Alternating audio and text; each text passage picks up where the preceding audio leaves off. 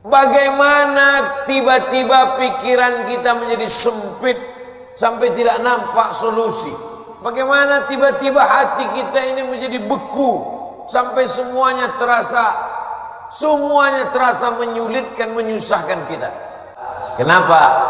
Karena ketika kita duduk dengan tenang, maka akan ada ide-ide yang diberikan Allah Subhanahu wa taala. Yang menenangkan hati itu siapa? Allah.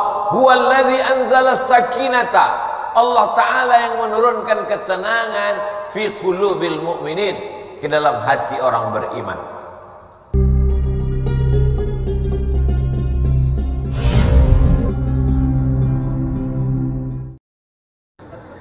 Saudara yang dimuliakan Allah Subhanahu wa taala, jadi ketika kita melihat sesuatu itu dengan perenungan, maka sesungguhnya ada hikmah yang luar biasa di balik apa yang diberikan Allah. Asa an takrahu syai'an, boleh jadi kau benci sesuatu, fa huwa khairul lakum, tapi di balik kebencian kamu itu ada manfaat hikmah yang luar biasa. Asa an takrahu syai'an, boleh jadi kamu tidak suka pada sesuatu, wa yaj'alallahu fihi khairan katsira, dijadikan Allah di balik itu semua ada kebaikan-kebaikan. Tapi kadang kita susah untuk berpikir cerdas, cermat, jernih di tengah hiruk pikuk suara orang banyak. Gimana kata kalau kita mau berpikir saat di tangan kita dua handphone, yang satu IG, yang satu Instagram? Gimana kita mau berpikir jernih di saat kita sedang di tengah orang yang pikirannya berkecamuk? Maka bangunlah di tengah malam, seperti jamaah yang dikatakan protokol tadi, yang datang jam 3 malam ke masjid. Kalau dia sampai ke masjid jam 3, tentu bangunnya jam 2. Yang sholat subuh jam 7.30, nggak tahu bangunnya jam berapa. Dia datang ke masjid, tentu dia bangun, habis itu dia mandi, terapi mandi segar, menyegarkan tubuhnya, menyegarkan pikirannya, bersih, gosok gigi, suci, menghadap Allah SWT, sholat sunat wudhu 2 rakaat, sholat sunat taubat, sholat sunat tahajud, sholat sunat hajat, sholat sunat witir, berzikir, menjelang azan berkumandang ke masjid. Jernih pikirannya melihat ini. Kalaulah orang rezekinya seret, rezekinya mampat, lalu kemudian dia alihkan konsentrasinya untuk melepaskan sejarah kerisauannya dengan narkoba, dengan khamar, dengan pergaulan bebas, sesungguhnya dia hanya sedang mengalihkan satu masalah kecil, sedang dia alihkan kepada masalah yang besar. Kenapa? Karena ketika kita duduk dengan tenang, maka akan ada ide-ide yang diberikan Allah Subhanahu wa taala. Yang menenangkan hati itu siapa? Allah. Huwallazi anzala sakinata. Allah taala yang menurunkan ketenangan fi qulubil mu'minin, ke dalam hati orang beriman. Tapi saya tidak bisa berpindah dari bisnis ini ke sini, Pak Ustaz. Loh, yang mengatakan engkau tidak bisa bisnis dari pakaian ke herbal itu siapa? Kita sendirilah yang mengkerangkeng pemikiran kita. Kita yang membuat aturan, kita yang membuat diri kita terjebak. Saya sudah usaha pakaian, maka saya tidak bisa berpindah ke usaha lain. Yang membuat kaedah itu diri dia sendiri, dia sendiri membuat, dia sendiri yang berada di dalam, dia sendiri yang menguncinya. Itu sama seperti orang yang membuat kerangkeng besi, dia masuk ke dalam, dia kunci dari dalam, dia buang kuncinya keluar. Dia mengkerangkeng dirinya. Kamu bisa berpindah dari dagangan pakaian ke jualan herbal, berpindah dari berdagang bisnis ini beralih ke sini. Itu adalah pilihan yang ada pada diri kita sendiri. Ada pilihan yang tidak bisa kita pilih. Abdul Somad menjadi orang Melayu, datang dari Pulau Sumatera. itu tidak bisa kita memilih. Saya tidak bisa memilih. Malaikat tidak pernah dulu memberikan saya pilihan di alam rahim, Abdul Somad, kau mau jadi orang mana? Mau jadi orang Amsterdam atau mau jadi orang Riau? Tak ada. Itu bukan pilihan saya. Itu pilihan takdir dari Allah Subhanahu wa taala. Tapi ada masanya kita bisa memilih antara bisnis ini atau ini, beralih ini atau ini. Ustaz, ada yang mau saya tanyakan Ustaz? Ya silakan. Bolehkah saya beralih bisnis? Boleh. Yang tak boleh beralih ke lain hati. Saudaraku yang dimuliakan Allah Subhanahu wa taala. Jadi bagaimana tiba-tiba pikiran kita menjadi sempit sampai tidak nampak solusi? Bagaimana tiba-tiba hati kita ini menjadi beku sampai semuanya terasa menyulitkan, menyusahkan kita? Maka Allah Subhanahu wa taala memberikan kita kelapangan. Man lazimal istighfar, siapa yang melazimkan istighfar, mengistiqomahkan, mengamalkan istighfar, ja'alallahu lahu min kulli dhiqin makhraja. Habis waktu ceramah, matahari terbit. Hebatnya di Masjid Agung, setiap matahari terbit bunyi alarm. Setiap matahari terbit bunyi alarm. Setiap matahari terbit bunyi alarm. Lama-lama jamaah mengambil kesimpulan bahwa kalau alarm tidak berbunyi, matahari tidak terbit. Kalau ada usaha, baru ada rezeki. Kalau ada usaha, baru ada rezeki. Kalau ada usaha, baru ada rezeki. Kalau tidak ada usaha, berarti tidak ada rezeki. Rezeki terbagi dua. Ada rezeki yang bersifat mauhibah, pemberian Allah. Ada rezeki yang bersifat al-kasbu, usaha. Dan berapa banyak rezeki yang berdasarkan pemberian Allah Ta'ala jauh lebih besar daripada usaha. Tapi jangan gara-gara ini lalu orang tidak mau berusaha. Usaha datang dari kita, pemberian datang dari Allah. Cobalah tanya bisnismen, orang-orang kaya itu, apakah dari usahanya itu datang? Berapa banyak usahanya biasa saja, tapi pemberian Allah Subhanahu wa taala luar biasa. Yang dinilai Allah adalah bagaimana seorang hamba berusaha. Itulah ahlus sunnah wal jamaah.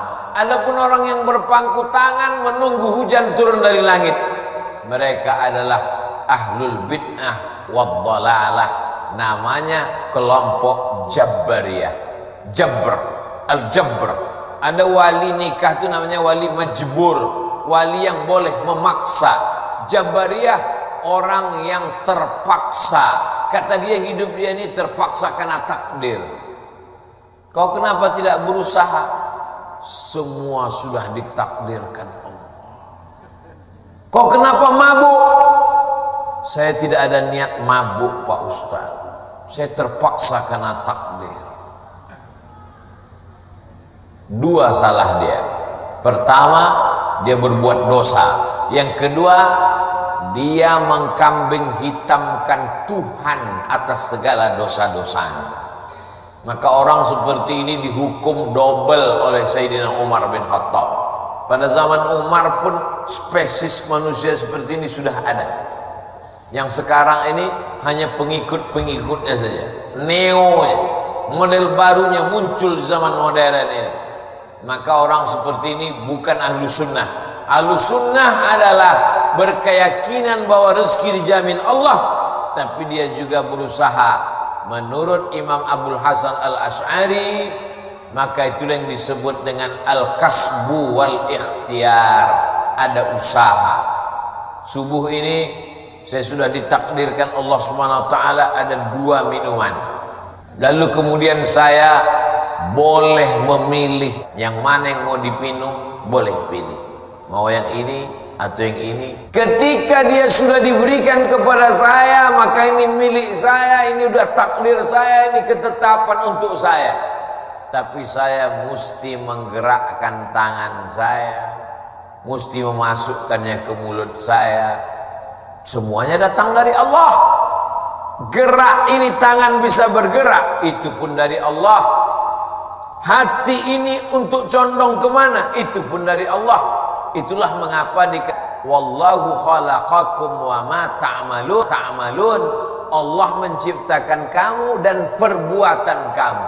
Perbuatan kamu itu pun juga ciptaan Allah, karena semua datang dari Allah. Menulis, tangan yang menulis ciptaan Allah. Pena, kertas, itu pun ciptaan Allah. Maka dikatakan bahwa kamu dan perbuatan kamu adalah ciptaan Allah. Tapi kita punya pilihan. Wa nafsin wa ma sawwaha, demi jiwa dan penciptaannya. Fa alhamaha fujuraha, ada jalan kiri, jalan fujur, jalan bengkok, jalan hitam. Wa taqwaha, jalan kanan, jalan baik, jalan putih. Maka kita tinggal memilih. Ketika pilihan kita benar, kita dapat surga.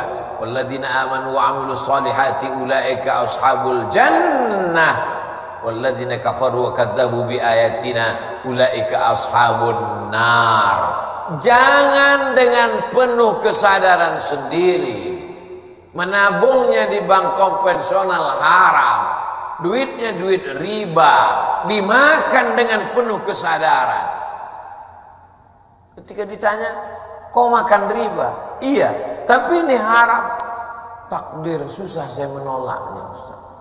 Tidak bisa begitu, karena kita punya pilihan untuk mengalihkan dia dari konvensional ke syariah.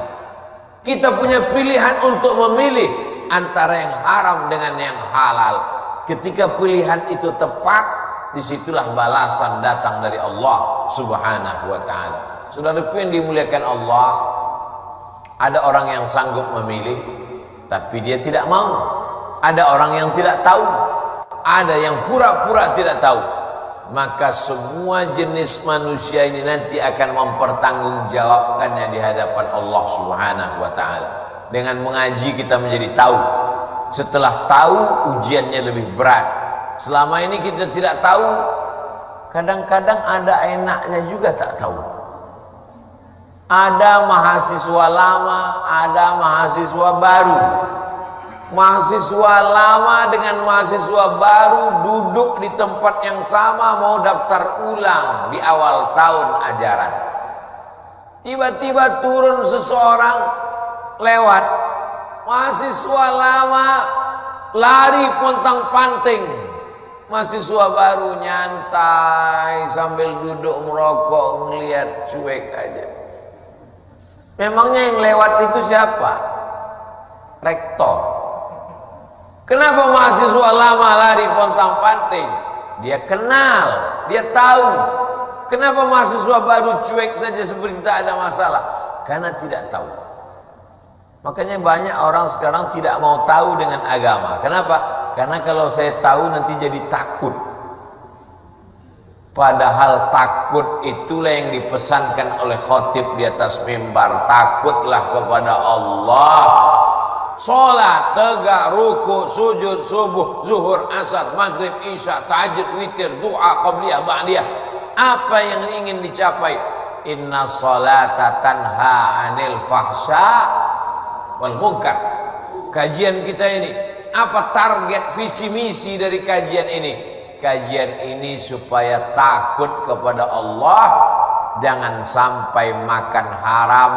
Jangan gara-gara ini lalu kita kemudian berubah keyakinan. Makanya pesan Nabi, qul amantu billah, berilah aku pesan ya Rasulullah. Kalau sudah aku terima pesan yang singkat padat ini, aku tidak akan bertanya lagi kepada siapapun. Katanya, amantu billah, katakan aku beriman kepada Allah. Summa istaqim, istiqamah. Istiqamah, berusaha dengan rezeki yang halal. Mudah-mudahan kajian ini membuat kita tetap istiqomah, tetap kuat iman dan Islam. Kita sampaikan kepada sahabat jamaah semuanya bagaimana menghadapi tetap dengan rezeki yang halal. Mudah-mudahan kita selalu dalam ridho Allah Subhanahu wa ta'ala.